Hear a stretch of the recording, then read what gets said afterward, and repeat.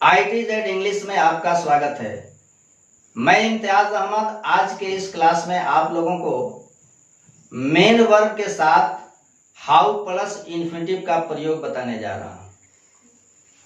आज आप समझेंगे कि किसी वर्ब के साथ हाउ प्लस टू या हाउ प्लस इन्फिनेटिव कब आता है।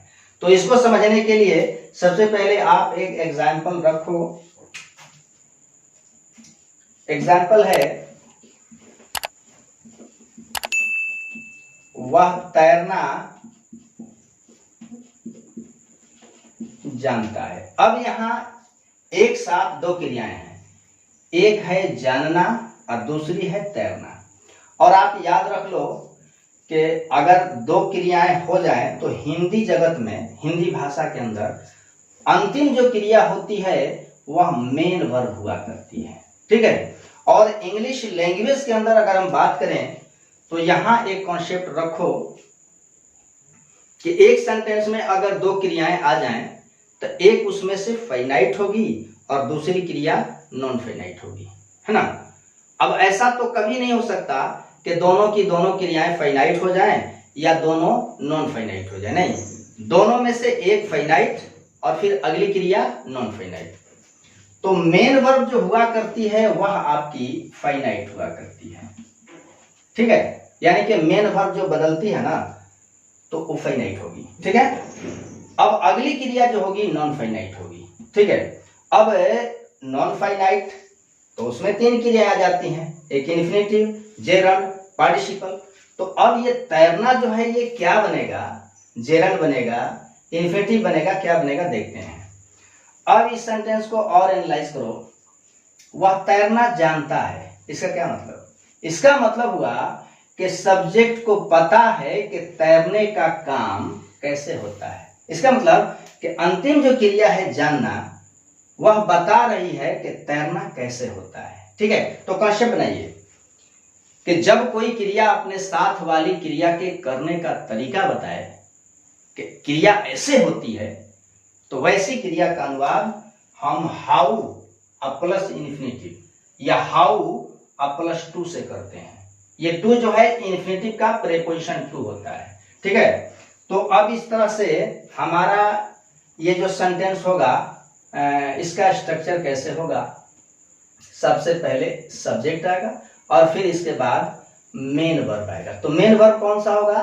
नो, या ये नोज हो सकता है या फिर न्यू हो सकता है। ठीक है। इसके बाद चूंकि जानना जो है बता न रही है कि तैरना ऐसे होता है, तो जब आपको बताना हो कि तैरने की क्रिया ऐसे होती है तो इसको एक्सप्लेन करने के लिए मेन वर्ब के बाद हाउ का प्रयोग करना पड़ेगा और फिर आ जाएगी आपकी इन्फिनेटिव। ठीक है। आप इस सेंटेंस को और तरीके से भी बोल सकते हो, लिख सकते हो। जैसे मैं कह लूंगा कि वह तैरना जानता है, मतलब हुआ कि उसे तैरना आता है या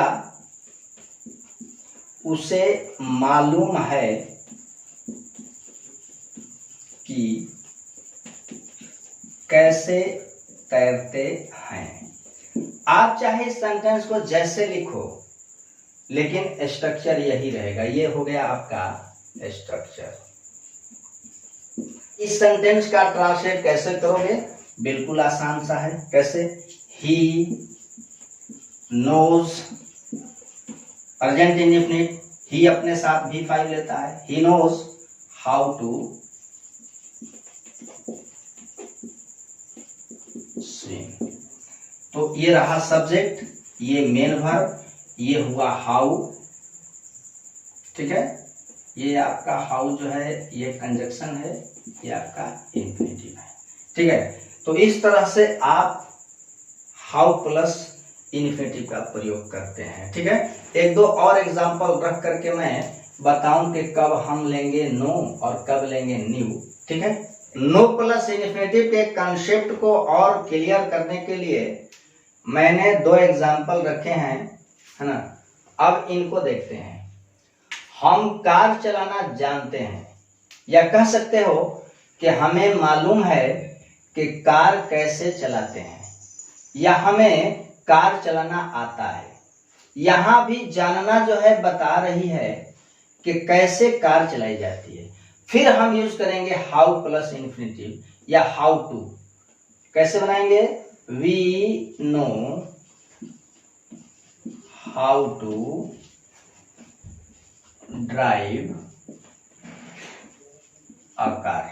ठीक है, तो आपने देखा V1 नो और फिर नोज, V1 और V5 का प्रयोग आपने देख लिया। अब हाउ प्लस इन्फिनिटिव का प्रयोग पास्ट में देखो। वह अंग्रेजी बोलना जानती थी, या इसको आप ऐसे कह सकते हो कि उसे अंग्रेजी बोलना आता था, या उसे मालूम था कि कैसे अंग्रेजी बोली जाती थी। अब हम बनाएंगे इसको see new how to speak English.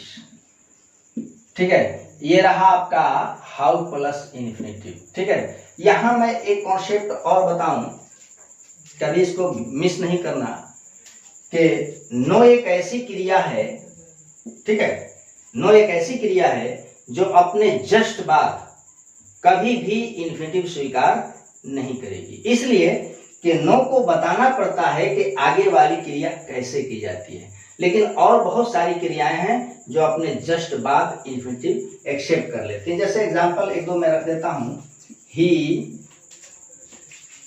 Wants to go, वह जाना चाहता है। ठीक है, आई लाइक टू रीड, मैं पढ़ना पसंद करता हूं। अब देख लो यहां वांट और लाइक अपने जस्ट बाद इन्फिनिटिव स्वीकार कर रहे हैं, लेकिन नो एक ऐसी क्रिया है जो कभी भी अपने जस्ट बाद यानी कि यहां इन्फिनिटिव स्वीकार नहीं करती है। इसलिए नहीं करती है कि नो को बताना होता है कि कोई क्रिया कैसे होती है। अगर ये बताना हो कि ये क्रिया ऐसे होती है तो उसका अनुवाद सिर्फ और सिर्फ हाउ प्लस इन्फिनिटिव से किया जाता है। ठीक है, मुझे पूरा भरोसा है कि ये कॉन्सेप्ट आपके जहन में उतर आया होगा। ठीक है, फिर मिलता हूं अगले पीरियड में, तब तक के लिए खुदा हाफिज, अलविदा।